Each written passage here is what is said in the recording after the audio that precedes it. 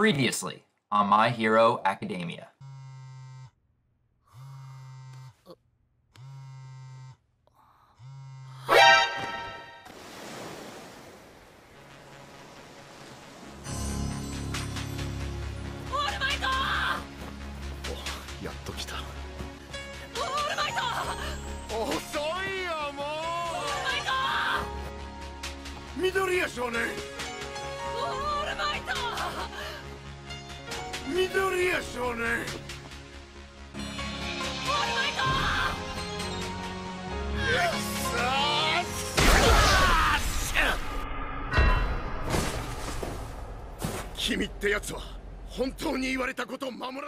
What's going on, everybody? Sean Ross here, and welcome back to the channel, guys, where I will be diving into episode 13, 51 in total for season 3 of My Hero Academia. And I am particularly pumped for this episode because I already know it's going to be fun and enjoyable with what we get to see from Class 1A. This is some of my favorite stuff with the overall class within the manga, and I am just excited to see how Studio Bones handles taking these chapters and adapting it within this episode. This is going to be a blast of an episode.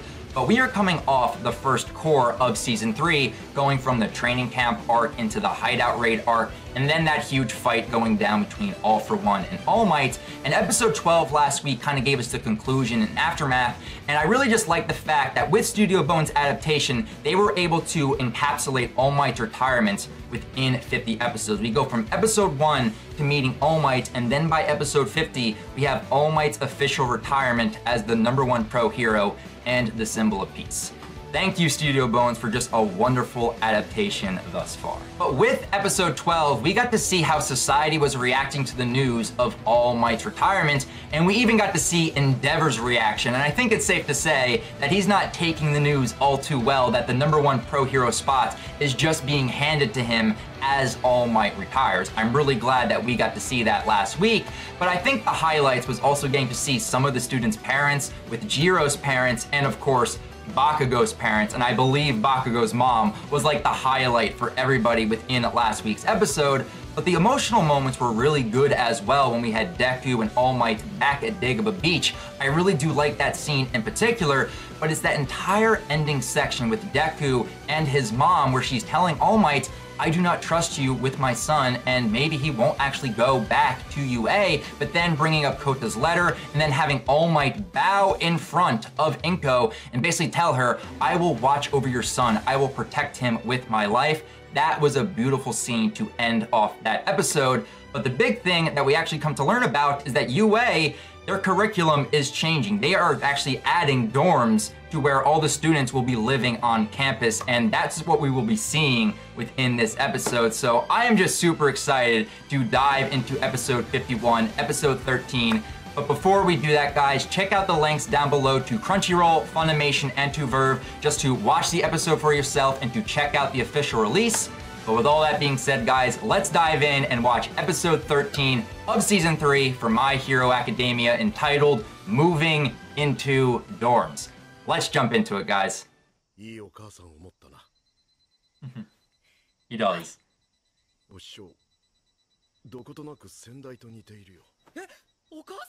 They do have a similar hairstyle, yeah.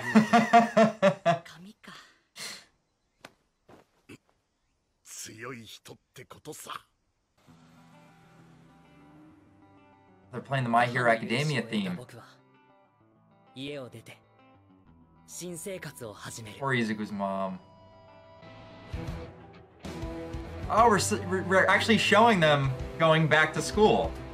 I like this. This is like pulled right from the manga. That right there is pulled directly from the manga. With Mineta.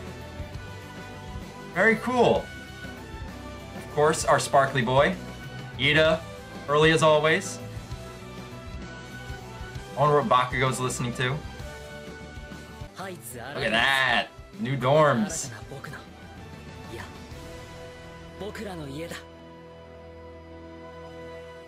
Moving into dorms. Let's do this. To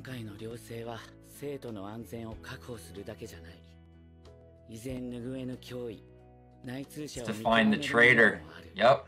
Everyone will basically be under surveillance, both teachers and students. 立場上仕方があるまい。今は奮起最高の流れが必要だ。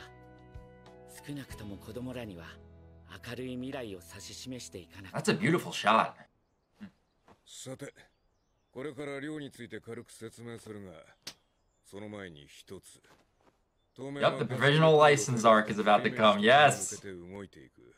霧島、八百万、轟、緑谷、飯田。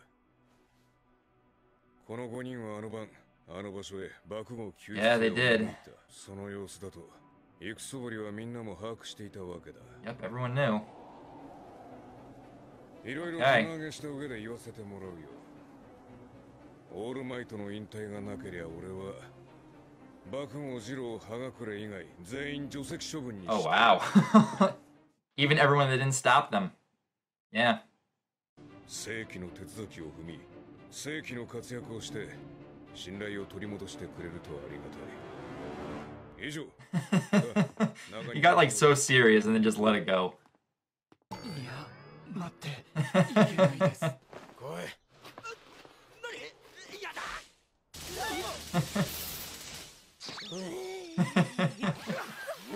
何？爆豪何よ。Yeah, there we go, Bakugo. He's giving him the money. Good man. Helping your bro.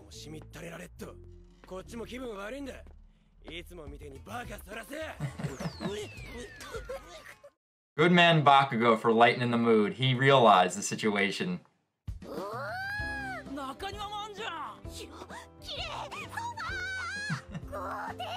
Ochako, she's like, oh my god, this is like hoity-toity. Netta. Oh man. Yeah, Aizawa knows.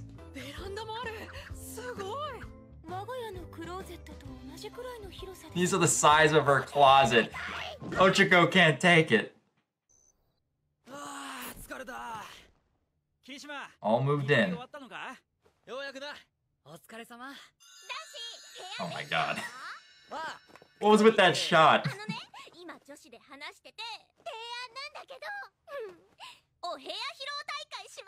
Here we go. Room presentations. The ultimate fanboy.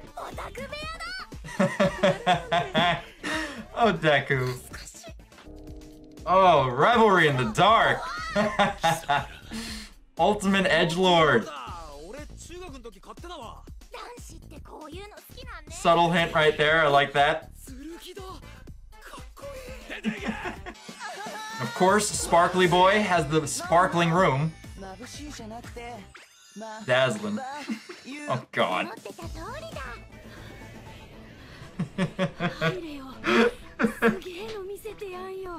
Nope. Yeah, they're avoiding you, bud.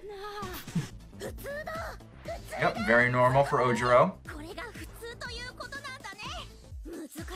Of course, literature all along the walls.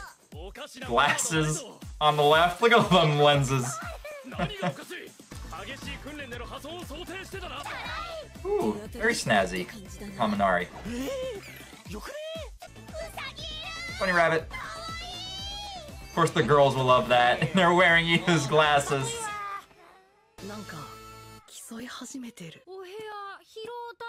Yep, of course Mineta would bring up the idea saying like, hey, you girls have to do it too.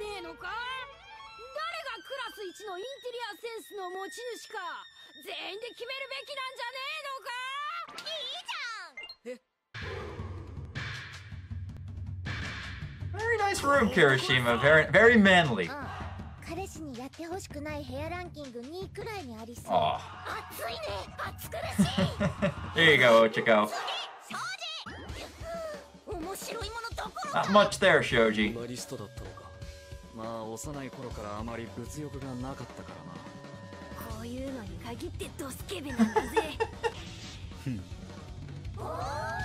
Very nice design. He rearranged everything. フローリングは落ち着かねえ。理由は言えば。当日即リフォームってどうやったんだお前。頑張った。Totoro, he just went to town. Sato. Very food oriented, based on his quirk.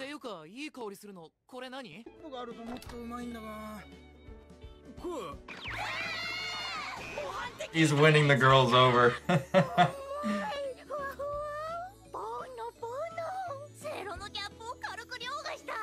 Yeah, they love the cake.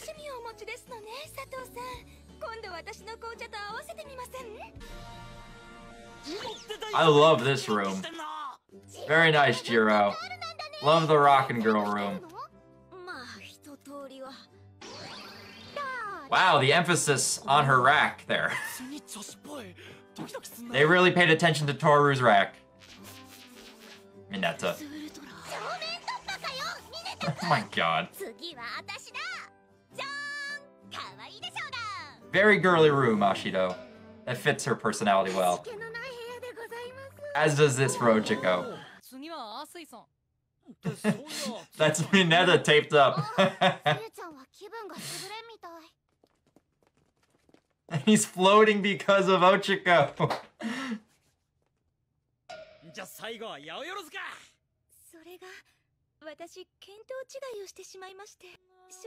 That huge bed. The rich girl needed space. Damn. She's like so adorable while doing that.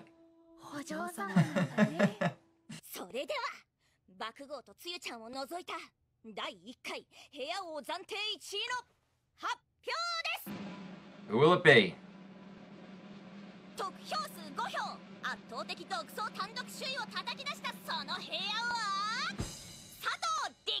Sato won. I wonder who those 5 votes came from.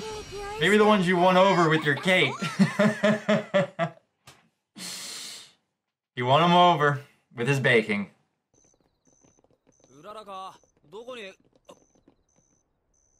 Ooh. Oh.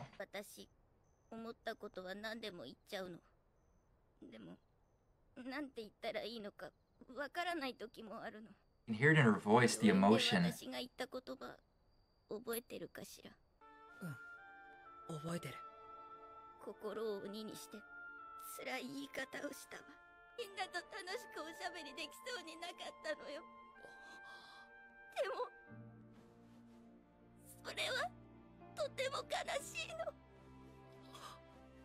Sue crying, it just hits you. Don't make the frog girl cry.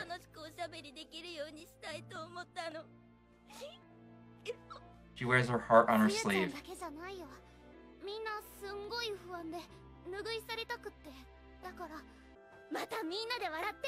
Let's bury the hatchet and start anew, basically.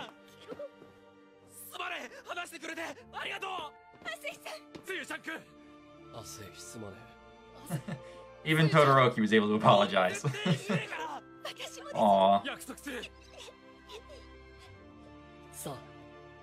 みんな戻そうと頑張ってくれていたんだ。僕らは戻らなきゃいけない。いつもの。そう。I love how now we have the new scar on Deku's ヒーローを目 arm. 指し切磋琢磨する。あの日常へ。Little meteorite. Solid ending. Okay, we ended off on that note. What a fun episode that we had this week for MHA. And I would honestly say that this was kind of needed after all of the dark stuff that we saw go down during the first half of Season 3, with everything at the training camp and then everything with the Hideout Raid arc.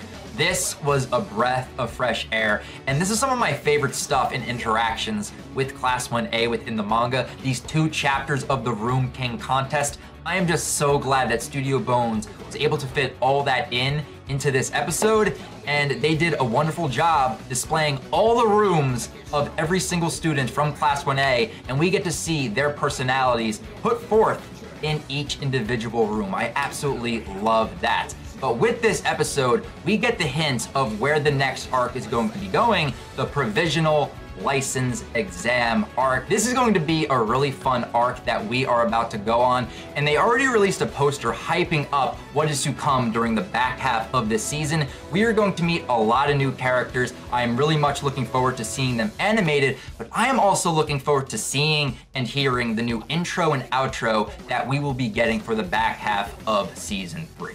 But within this episode, we see Aizawa state that the whole intention of going to the training camp in the first place was so that way every single student from Class 1A and Class 1B could end up obtaining their provisional license. So that way later on down the road, if they run into a villain or if a villain attacks them, they would have these licenses on them and can act accordingly, and they won't get reprimanded by the law or have Mr. Dogface Chief of Police come in and scold them for using their quirks illegally. It's very ironic though that going to this training camp in order to get these provisional licenses ended up getting attacked by villains in the first place, and now they have to take a different track in order to obtain these licenses. Plus, if you go back to episode 2 of this season, there is a small scene with Aizawa talking to Mandalay of the Pussycats. While all the students are fighting those dirt beasts within the Beast Forest, Aizawa states that the whole reason they are doing this training camp is to put all the students on the fast track to obtaining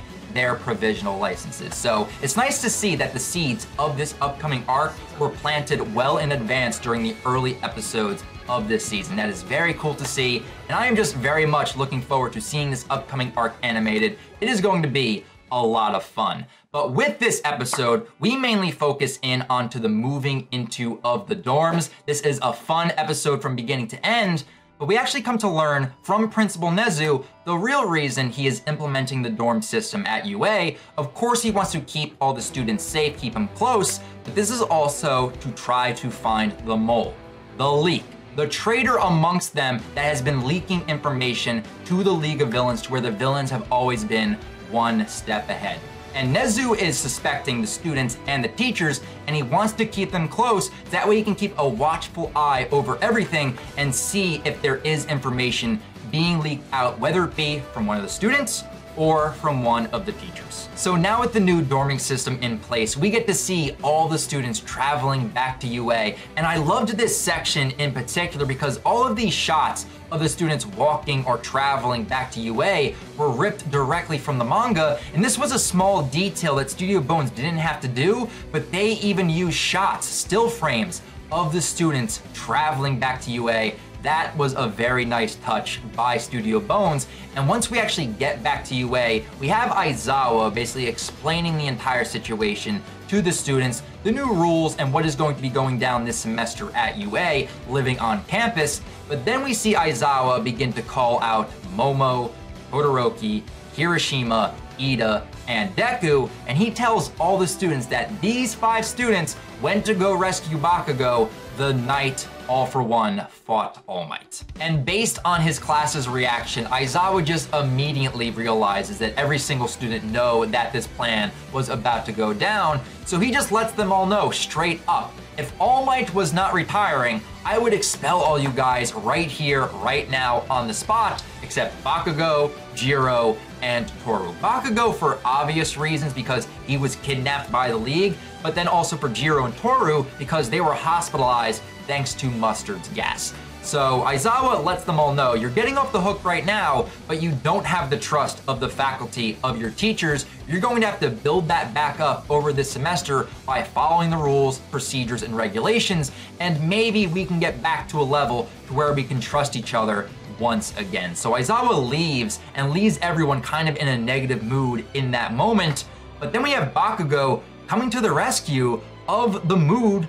of his students. This is a good character development moment for Bakugo to where he just grabs Denki, pulls him behind the bushes, and makes him go dumb, the whole "yeah" moment, and makes all the students begin to laugh. And then he walks up to Kirishima and repays him for the night vision goggles that he bought for the rescue operation going after Bakugo. This is a great scene and good development for Bakugo's character because it goes to show that he actually cares about his class, but he also cares about his best buddy Kirishima. And I just know that the fans of Bakugo and Kirishima are definitely going to love that moment in particular. But then we move on to see all of the students' reaction to the dorm life that they will be having while living at UA. And just as a quick fun fact for the anime onlys, these dorms were built and constructed by Cementos. So if you guys were all wondering how UA was able to build these so fast and so quickly, Cementos is the quick answer.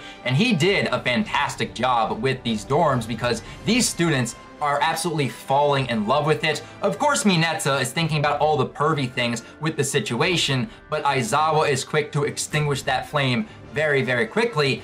But it's Ochiko's reaction I absolutely love during this section because she is the poor girl moving into this situation to where she's about to live in the lap of luxury and she cannot even fathom this. She is overwhelmed by everything. But what makes matters worse is that we have Momo comparing the size of these rooms to her closet back home. Ochiko couldn't even fathom having a closet the size of these rooms, but I just love getting to see these reactions coming from these students as they begin to set up their rooms and set up the new life that they will be having living at UA. But once everybody gets done fixing up their rooms, that's when the girls walk over and they end up instigating a contest to find out the room king, the person that has the best room within Class 1A. And I absolutely loved this section. These are my two favorite chapters from the manga because it just allows us to spend some time with Class 1A, seeing their personalities shine through their rooms in the design and aesthetics, and just getting to learn a little bit more about them on a personal level. The only negative that you could honestly say for this section was that we did not get to see Bakugo's room, Sue's room, or Mineta's room. Bakugo makes sense because I don't see him participating in a contest like this, and as we come to learn with Sue, with that emotional end to this episode, but how perverted could Mineta's room actually be? I mean, it's a good joke just to see him standing there telling the girls to come into his room, but I am curious to see what his dorm looks like at UA. But then I begin to think back to past episodes and we kind of got to see what his room looked like at his home. So I'm not too worried that we did not get to see Mineta's room within this episode. But my question to you guys is, who is your favorite room within this episode? Because when I look to these rooms, I try to see whose design and aesthetic and personality would I glue onto and say, that would definitely be my room within this episode. Because we got to see Ida's room, the bookworm with the many glasses, Todoroki with the traditional Japanese, Momo trying to fit in a huge ass bed into that small room, Kirishima being very manly. So my main question to you guys, who would you give gold, silver, and bronze to the rooms that you saw within this episode? My runner-ups would be Todoroki, Kirishima, and Ashido, but my bronze would go to Tokoyami. Revelry in the dark to the max. I could relate to him. We could talk about dark shit and heavy metal for hours, so my bronze would definitely go to Tokoyami. Mr. Shadow Boy himself. I love getting to see that room. But my second silver place medal would have to go to Deku because I relate to his fanboy-isms so much. Seeing the All Mights in his room, it kind of reminds me of my room in a way. I have Star Wars, Marvel, DC stuff. I am a fanboy just like Deku, so I could relate to him on that type of level. But my gold medal would have to go to Jiro's room. I loved getting to see her room. I'm into music, rock and roll, punk, heavy metal. So getting to see the drums, the guitar, getting to see the deep, dope curtain hanging on the side. I absolutely loved the rocking atmosphere of Jiro's room. So those would be my gold, silver, and bronze. Jiro, Deku, and then Tokoyami. But I pass the question to you guys. Who would you give gold, silver, and bronze to the rooms that you saw within this episode? Because as we come to see who was crowned Room King, it was Sato. And to be honest, his room was not all that impressive. He just happened to win over the 5 girls because he baked them a cake and just won over their stomachs, which honestly is a great joke to have within this episode, as we see Denki and a few other of the students very upset at Sato. But Sato's like, hey, what can I say? I just am good at baking. So learn it from Sato, guys. Girls will love you if you are good at baking. But then we begin to transition into the more emotional ending section of this episode when Ochiko calls to the rescuees that went after Bakugo, brings them outside, and they begin to talk with Sue. And I'm not going to lie to you guys, I felt the feels during this scene, and all I can say is bravo to Sue's voice actress. She did an excellent job conveying the emotion that Sue needed during this scene to just convey her feelings to the 5 people that she's kind of disappointed in, but also disappointed in herself. Because with Sue's character, this entire situation is tough for her because this all goes back to the scene at the hospital when she told Kirishima, Todoroki, and Deku that if you go out to rescue Bakugo and break the laws, you guys are nothing more than villains. And saying that to her friends was really hard for her, but she was hoping that she was able to stop them from going through with this operation. But as Aizawa told the entire class, they ended up going through with it, and Sue just didn't know how to handle this situation. She was disappointed in them, but also disappointed in herself because in her eyes, what she said to them was very hurtful, and she never wants to say that to her friends. This is why she was kept up in her room during the Room King contest, because she just didn't know how to convey her feelings properly to the 5 that went out to rescue Bakugo. Thank God Ochiko was here to help her convey her feelings, and this entire scene was just handled very well, where she just apologizes to the 5 apologize to her, and now we are moving forward with a clean slate, looking forward to the future as we move forward into the provisional license exam arc.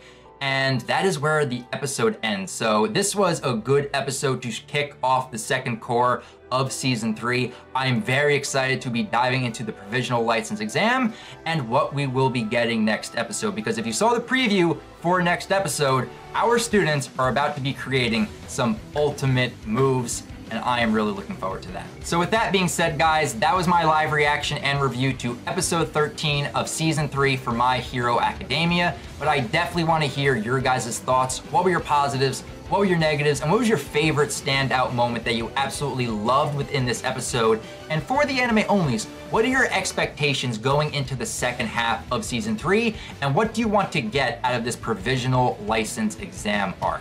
Leave your thoughts down in the comments below, and if you guys want to talk more about My Hero Academia outside of YouTube, feel free to follow me on Twitter, guys, though I do want to warn the anime onlys, I do talk about the manga for My Hero over on my Twitter, so just a fair warning right there.